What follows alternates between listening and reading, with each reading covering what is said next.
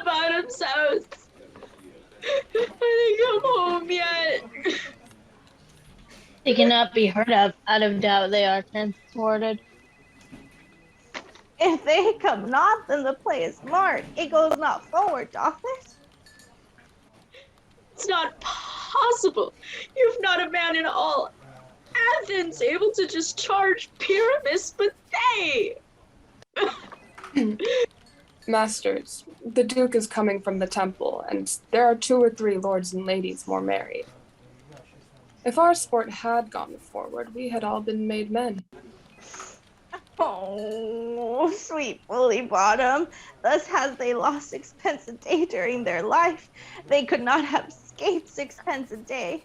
And the Duke had not given them 6 pence a day for playing Pyramus. I'll be hanged.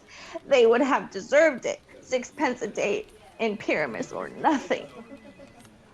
Where are these lads? Where are these hearts?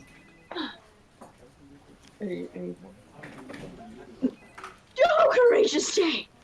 Almost happy hour! Oh, players, I'm to discourse wonders. But ask me not what, for if I tell you I am no true Athenian, I will tell you everything. Right as it fell out. Let us hear, Sweet Bottom. Oh, not a word of me. All that I will tell you is that the Duke hath dined. Get your apparel together. Good strings to your beards. New ribbons to your pumps. Meet presently at the palace. Every one look o'er their part.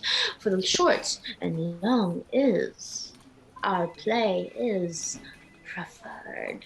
And most dear actors, eat no onions nor garlic, for we are to utter sweet breath. And I do not doubt but to hear them say it is a sweet comedy.